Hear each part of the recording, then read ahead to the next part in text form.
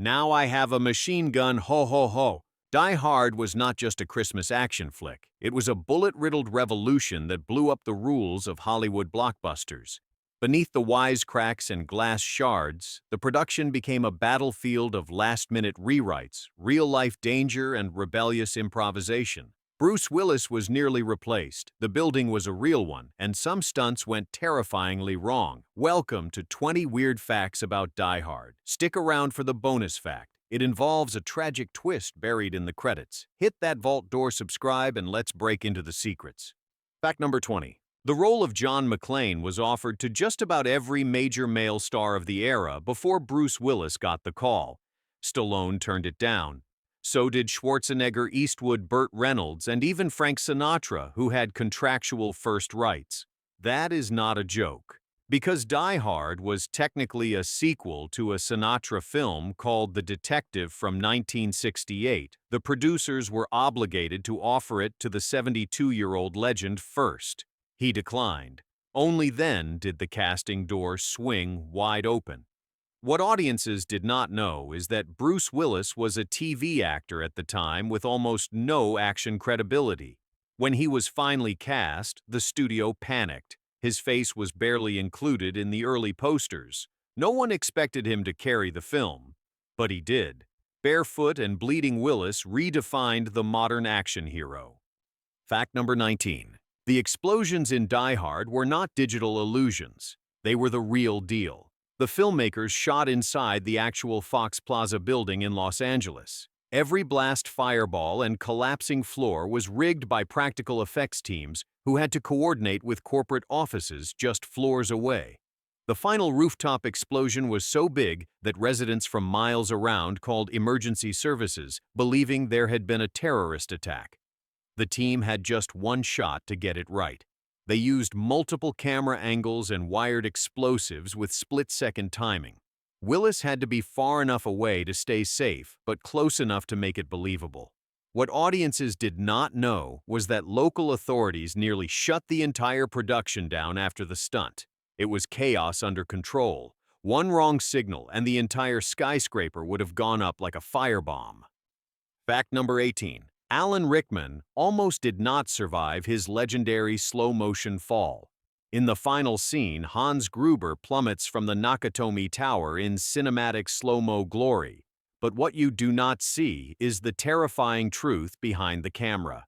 The stunt was performed on a real rig from 40 feet high, with Rickman actually suspended in midair. The director told Rickman they would drop him on the count of 3. Instead, they dropped him on 1. His stunned expression was not acting. It was raw panic. He had never done anything like that before. The sudden drop was meant to capture true fear, and it did. Rickman was furious afterward, but the shot became iconic.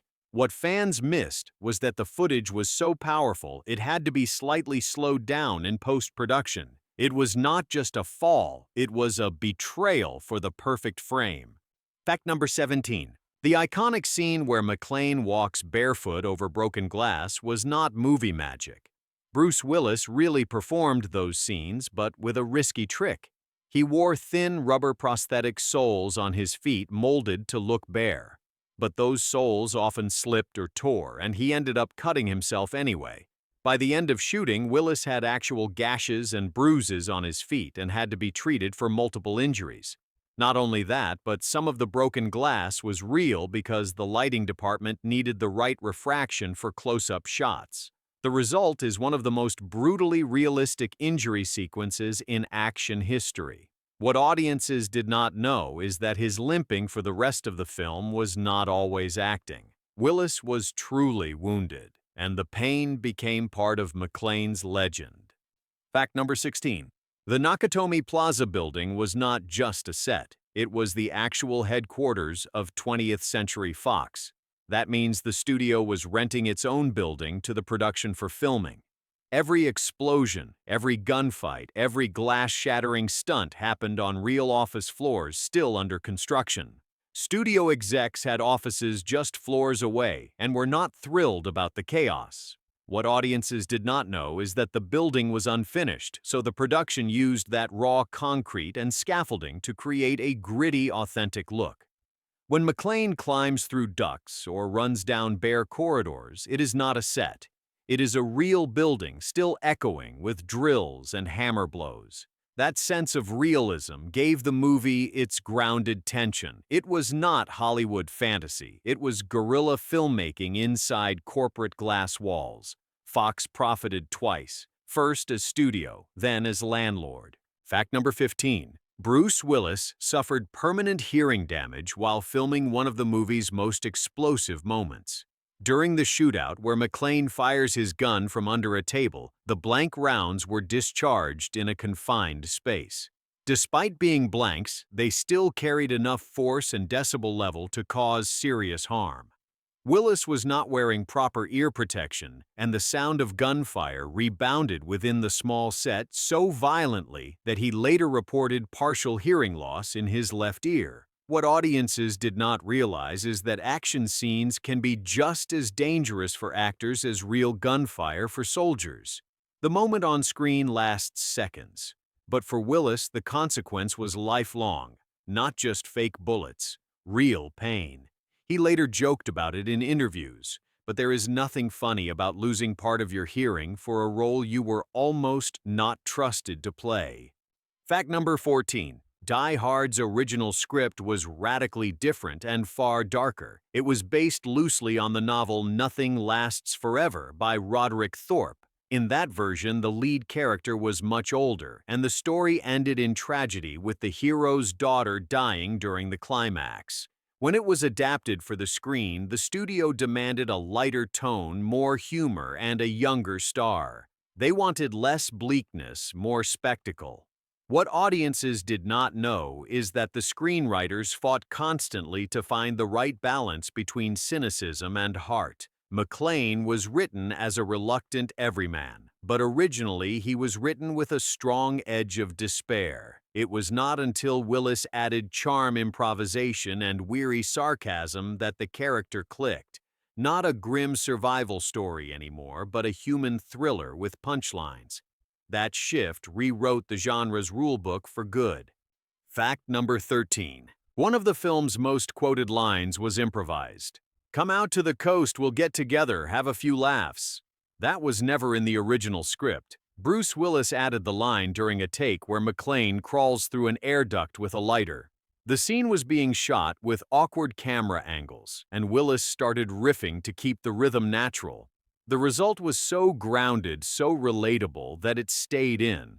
What audiences did not know is that this line became a defining beat of McClane's personality. It turned him from a stoic warrior into a sarcastic survivor. That single moment showed vulnerability, fatigue, and humanity in one breath. The crew realized then that the secret to McClane's appeal was not his toughness. It was his voice, not just wisecracks, but survival through humor. That line was not written, it was lived. Fact number 12. The character of Argyle the limo driver almost got cut from the movie entirely. Studio execs questioned his purpose, saying the tone was too comedic and that he slowed the pacing. But the filmmakers pushed back, arguing that Argyle served as the audience's emotional reset. His scenes offered levity, and his final takedown of Theo was a crowd-pleasing moment. What audiences did not realize is that Argyle's subplot was shot in a fraction of the time compared to the main story, and mostly on a single soundstage with minimal crew. The actor Devorah White improvised many of his lines, adding flavor to what could have been a background role. Today he's remembered as one of the film's most beloved side characters. His scenes were not action-packed, but they made McClane's story feel bigger, funnier, and more real. Without Argyle, it was just a hostage thriller. With him, it was a ride. Fact number 11. Hans Gruber's name was chosen to sound like it came from a Bond villain playbook. But the performance Alan Rickman gave was something else entirely. He avoided cliches by making Gruber suave, intellectual, and disturbingly calm. What fans may not know is that Rickman almost walked off the project in his first week. He injured his knee during a rehearsal and was frustrated by the limitations placed on his movement. The wardrobe department even had to modify his suits to disguise a brace under his trousers. Yet Rickman stayed on, powering through pain with pure menace.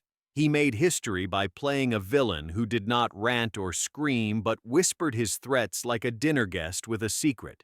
That quiet authority shaped generations of villains to come, not just another bad guy, but a prototype for charming sociopaths in every action film that followed.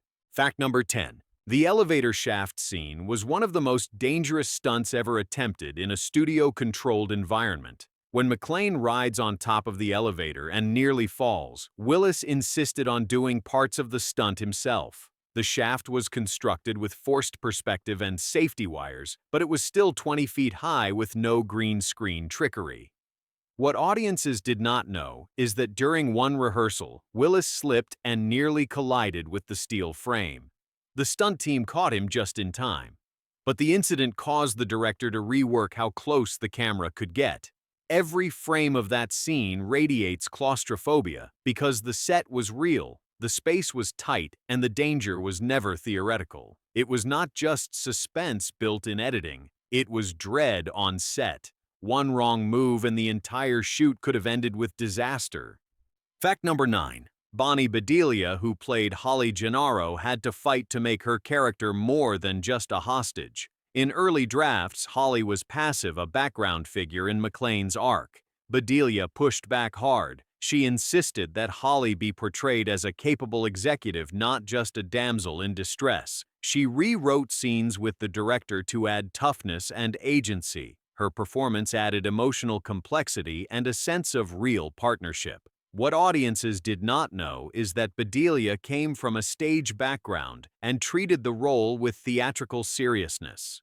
She saw Holly not as a love interest, but as a woman surviving chaos with dignity. And it worked. Her moment confronting Hans Gruber is one of the film's most quietly powerful beats. Without her, the emotional core of the movie would have collapsed, not just the wife, but the other half of the hero.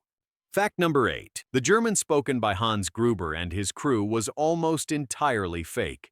Most of the actors cast as terrorists were not fluent in German, and the production scrambled to translate lines at the last minute.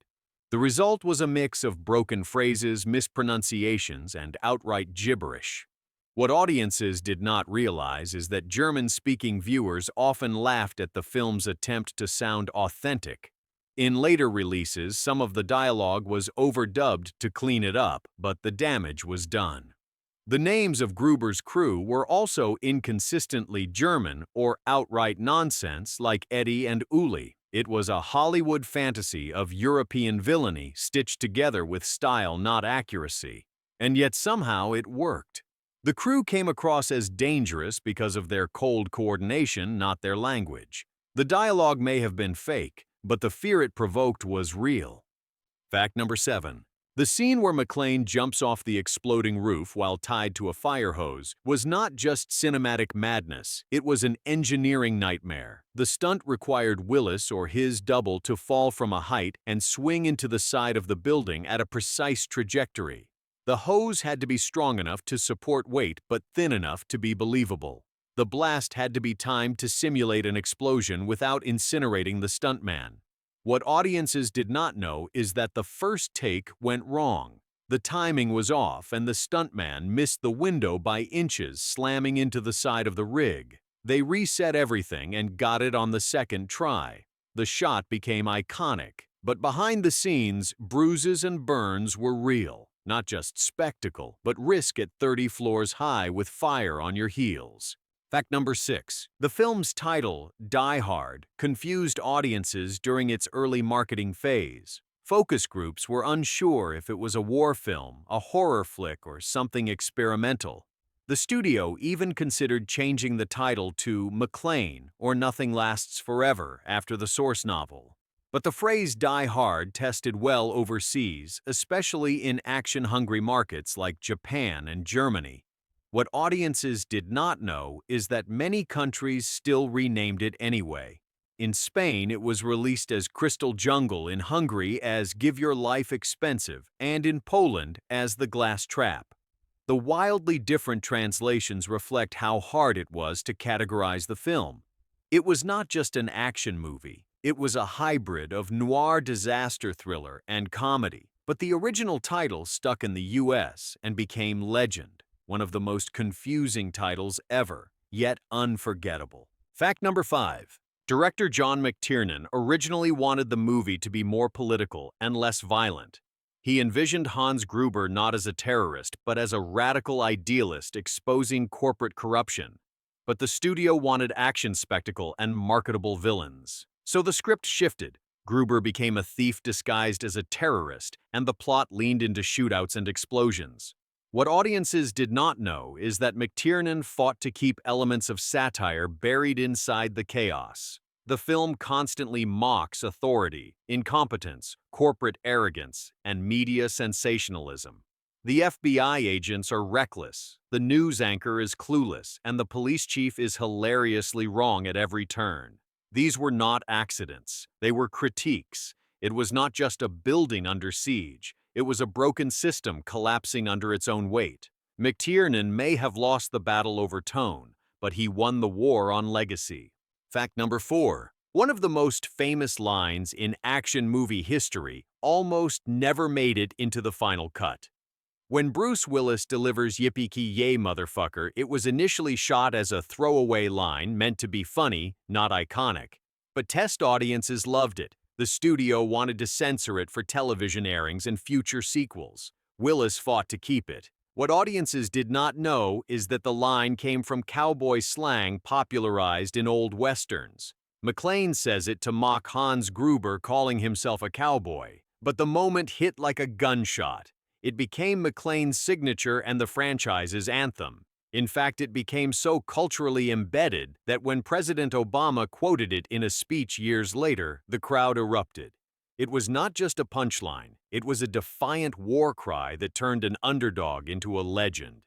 Fact number 3. The film's composer, Michael Kamen, clashed with the producers over using classical music in an action film. Kamen wanted to blend Beethoven and holiday tunes into the score to make the violence feel more ironic and emotionally complex. The producers thought it was too weird, but Kamen pushed back using Ode to Joy as Gruber's theme and weaving Winter Wonderland and Let It Snow into key moments. What audiences did not know is that these musical choices shaped the emotional tone of the movie more than anyone realized. When Gruber opens the vault to Beethoven, it is both triumphant and terrifying.